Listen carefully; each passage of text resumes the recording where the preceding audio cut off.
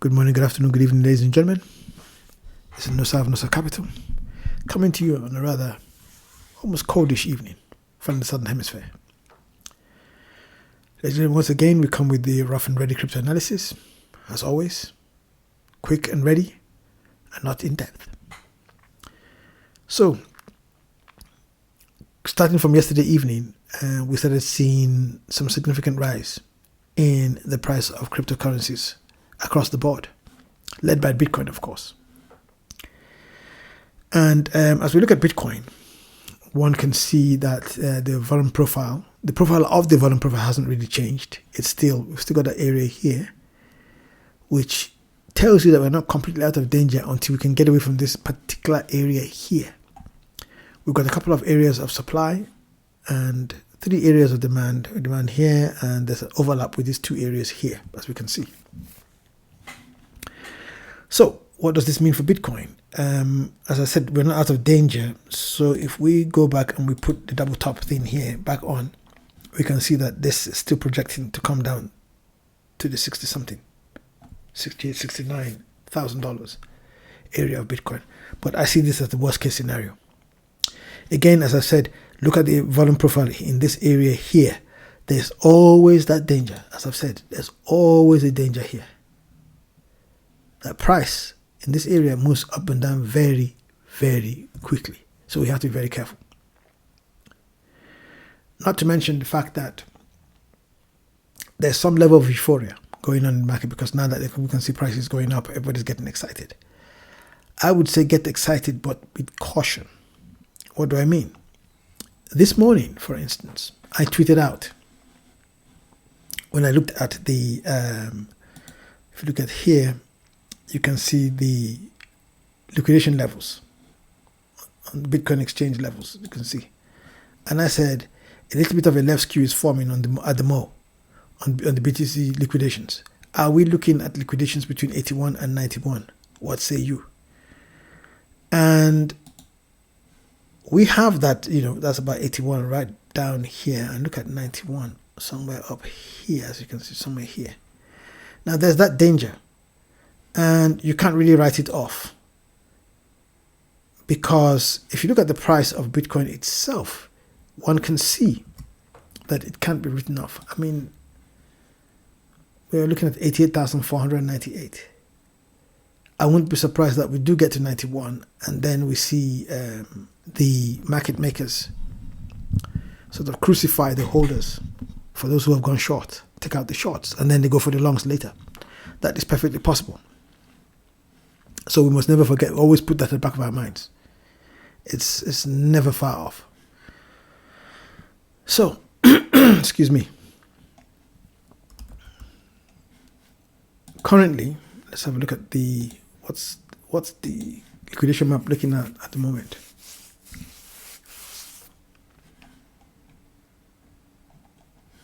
Oh, sorry, wrong place. Let's go to the heat map and just have a quick look at the heat map. Look at that. Like I said, it gets up to about here. Look at all these yellows here. This tells you these are the longs down here. This area here, they're going to come for them. The market makers are going to come for that kind of liquidity.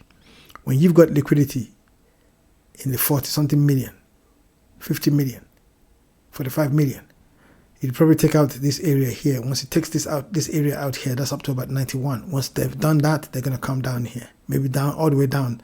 We're looking here at about 84, 85 at the moment, but don't be surprised if it comes all the way down to about 81 to take whatever liquidity they can get its hands on. So do not be surprised about that happening. Finally, let's hide that and let's put our Ichimoku on.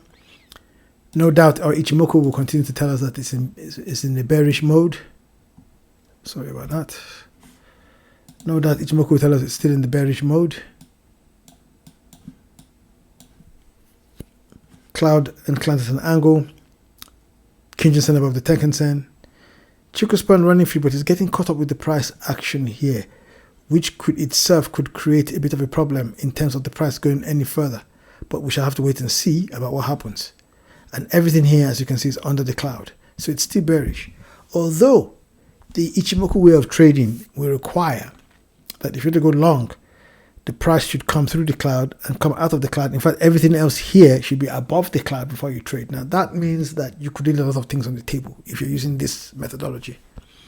But I like to use this methodology to give you an idea of what is really happening within, because this is fairly good stuff to show you what's really happening with Bitcoin or any other instrument that you may want to trade.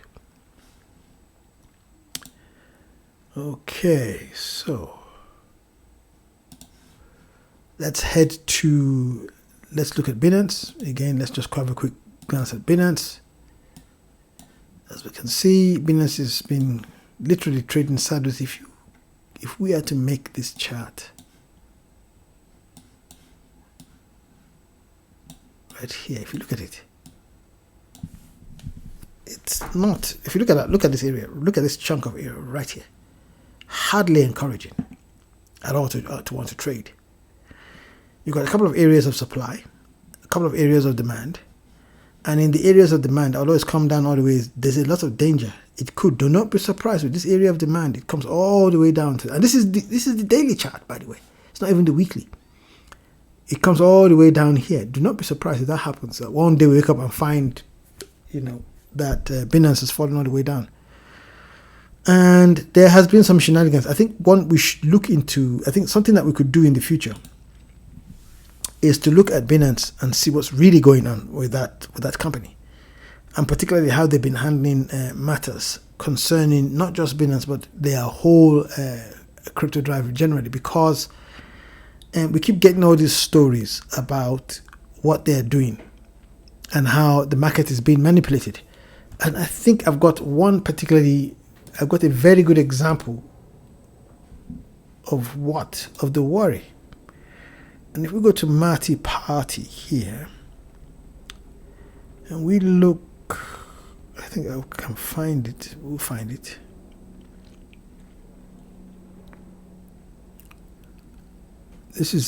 There we go, here.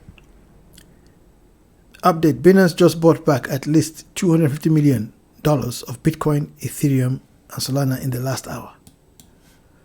And it shows you their Binance hot wallet. They were selling at one point like crazy. I don't have that tweet. I'll have to find that tweet. I can't remember where it is. And now they're buying it back. And I think this buying that you see here is the one that has brought the market, has pushed the market back upwards. I think this might be the reason. Now, I'm just guessing here, but I think at $250 million suddenly happening on the crypto market is bound to spark some kind of interest. It's bound to give some kind of spark to the whole market, to the market as a whole, to bring about massive buying, because everything at one point, as you can see, almost everything is green except the dominance, but everything is green. Bitcoin up a massive 2,000 something. Even Binance is only about 12, but Binance is not necessarily the fact that they're worried about that. They're busy manipulating the market and moving things up and down. And don't be surprised that because of the amount of Bitcoin, Ethereum, and of course Solana that they've bought, this has kind of cascaded through the market and pushed it up. Time will tell. I think a closer look is required, and a closer investigation is actually required so that we can really understand what's going on. Anyway, quickly, let's just have a quick look at Ichimoku. I don't want to spend too much time on Binance, because it's not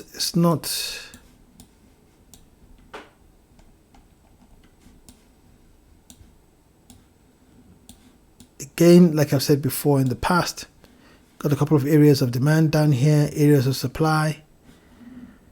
Look at this. Look at the volume profile. Not particularly encouraging, but not too bad either. However, you can see these areas here of where it's this area in your volume profile where the whole thing can sort of implode if care is not taken. This is too bearish. Although the Tenkan Sen is above the Kinjin Sen, really they're just barely out of the cloud. Chiku Span is also caught up there, as you can see, with the Tenkan Sen and of course the cloud. So don't expect much activity of the price going up too far. If you are trading this one, just kind of be patient and until you can get the price that you want. Full disclosure, I own Binance, but I really don't trade it. I just sort of stake it and get all these free coins that they generally tend to give. So, that's what I do with Binance. I don't really trade it per se. So, I can definitely tell you that. I think that'll probably be the last time we look at Binance, but let's carry on. Let's look at Ethereum. Now, Ethereum has shown some sign of life. However, there were many that feel that Ethereum is not. Look at that. It's just lower high, lower low, lower high, lower. Come on, all the way down. This activity here, people are trying to talk up the market, if you ask me. Not much to say about Ethereum. Like I said before, and for those of you who follow me on Binance Square, you will find that I wrote a blog piece talking about the cannibalization of the L2 cannibalization of Ethereum. I think today, just earlier today, I was listening to, I was watching DCA, which is the Invest Answer guy, Mando Minutes, Matty Party, and CTO Larson. And they all came to the conclusion that Ethereum needs to be rebuilt from the ground up, because somebody asked the question, what would you do with Ethereum? It has to be rebuilt from the ground up. They will make patches, but I don't think that those patches are going to make much difference. Also, and these guys were also positing that if Binance decides to go its own way and get its own coin and develop its own L1, then you can literally say goodbye to Ethereum. Now, Ethereum maxis would disagree with that. I own Ethereum, let me be honest with you, but I'll be perfectly honest, I'm also one of those who has been bridging my Ethereum into Solana. So I'm not too worried about Ethereum per se. Okay, let's look at the Ichimoku. And I don't need to tell you what's going on here. Cloud at the incline. Kingerson above 10%. Chicospan running free. Although getting close to the price action. Everything under the cloud. Definitely bearish. You might want to take some short setups if you can figure out what the price is probably going to do. I don't really see the excitement in Ethereum, but you never know.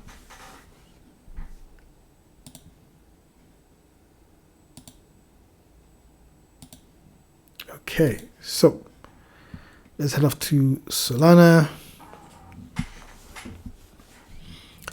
Again, a series of lower highs and lower lows, but what makes this different is the kind of activity going on the chain and all sorts of the good stuff. I think I still have that somewhere here.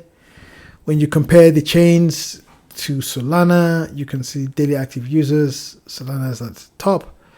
Daily transactions is all Solana. Stablecoin supply, Solana comes although a distant second to Ethereum. I think that's going to be changing because they've been minting about 200 and something million a week, if my memory serves me correctly. If you look at it now, let's see, we've got 120 billion on Ethereum and about 12.3 billion. And Polygon comes a distant third, although as Solana also comes a distant second.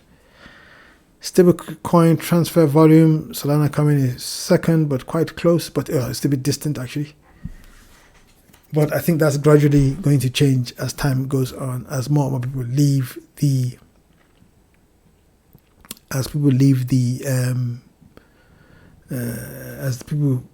Ethereum over time.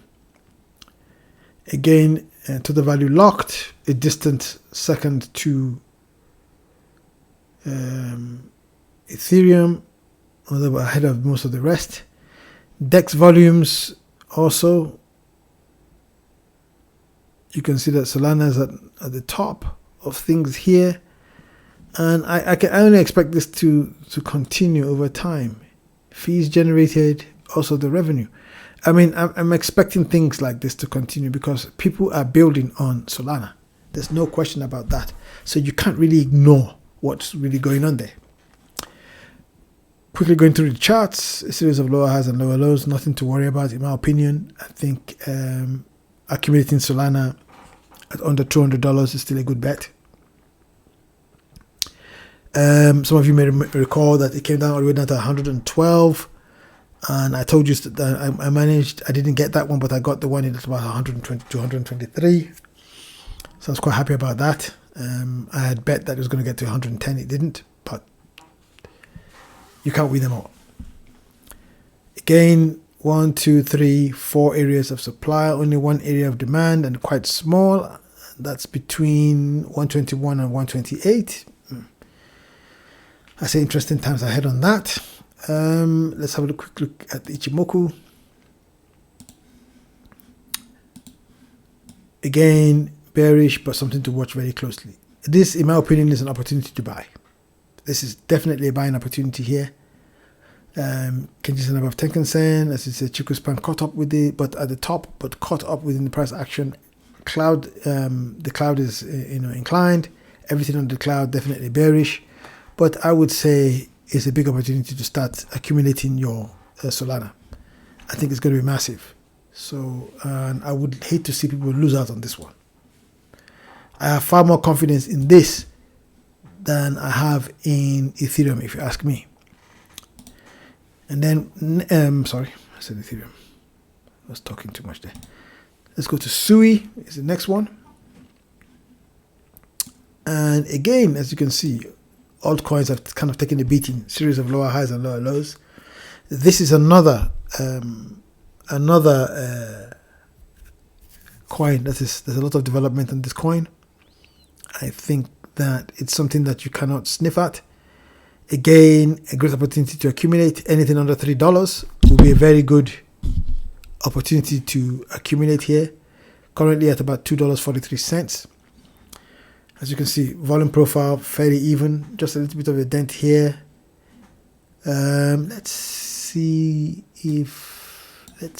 something. Let's have a look at, let's do this. Let's see if we can get areas of, let's just look at that. So there are no real areas of support here that I thought that we might have.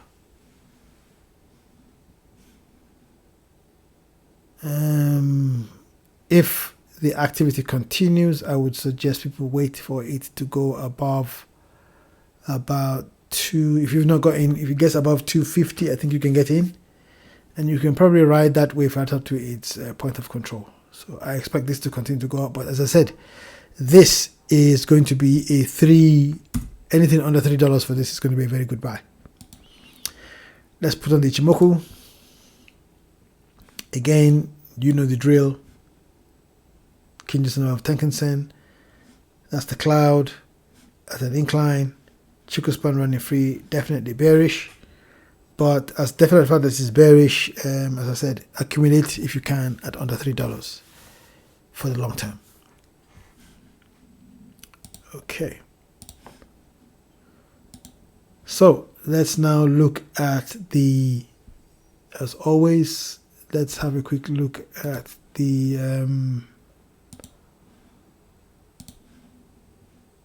let's look at Moodeng and Whiff. Absolutely dreadful, as you can see. As I said, I thought here, let's hide the Ichimoku for a moment. I thought that when we were here, around this area here, that we'd bottomed, but I didn't realize it was going to fall even further. And now we're trading sideways, and we've been trading sideways. This is 9th of March. This is now about 15 days or so, sideways trading. For those of you that still believe in meme coins, it might be an area where you can accumulate some and speculate the price and probably sell at this spot here, something between 17 cents and 21 cents. Well, that would depend on you if you want to speculate. If you're a holder, infinite patience is required. I don't think, let's just go through the motions. I don't think you really need it. It's just the same old story. Kenji-san above Tenkan-sen, Chiku span running free. Cloud, everything under the cloud on an incline, definitely bearish. An area of accumulation, of course, but that's if you still believe in this meme coin. I don't, for full disclosure, I do not own any meme coins. and I've never been interested in owning one. So next and last of all, we look at WIF. WIF has been in a similar predicament, as can be seen. We also thought here at this area here that WIF had finally bottomed out, but we were wrong. It fell even further and formed a very thin, if you look at it very closely, a very thin area of demand. We've got like 1, 2, 3, 4 areas of supply, and there's an overlap here, which means this area is strong. If you buy now and you can break if you break about 78, maybe you might be able to hold until it gets to about, let's see, maybe if it gets to about $1.74 and take some profits or actually sell, just do a speculative move. For long-term holders, infinite patience. Nothing more, nothing less. And then let's just go through the Ichimoku, and there you can see cloud at an angle, Kinji-sen above the Tenkan-sen, Chikuspan running free but got caught up here. When it gets caught up, remember what I always tell you, when Chikuspan gets caught up from beneath the price action, that becomes like a bit of resistance. If it had got caught up on the top, that is onto the top of that would have been support. But at the moment, that's resistance. If that means that the price will not move that much until this breaks free. But we'll just have to wait and see what happens on that score. Anyway, the markets are not too fantastic at the moment. I think that I would suggest people not get too excited. Pick the instruments that you want to trade. Watch the trade very closely, and don't do anything rash. Just be patient. As I've always, invest in quality, invest in quality, invest in quality. It's what I've kept saying to everybody. Invest in quality. My personal, no financial advice to anyone, but if something doesn't have any utility, I suggest you stay away from it. Stay away from it and just stick to quality. Stick to the instruments that are actually doing something and that you can see that they're doing something. Just one moment, please. Let me just take a quick swig of water here.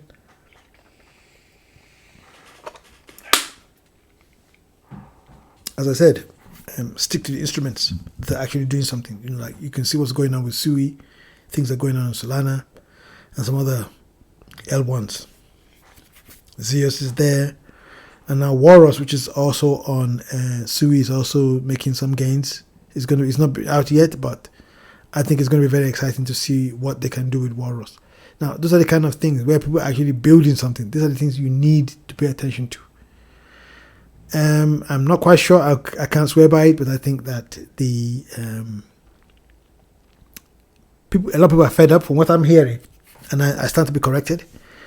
But perhaps, I say perhaps, the meme coin madness is over.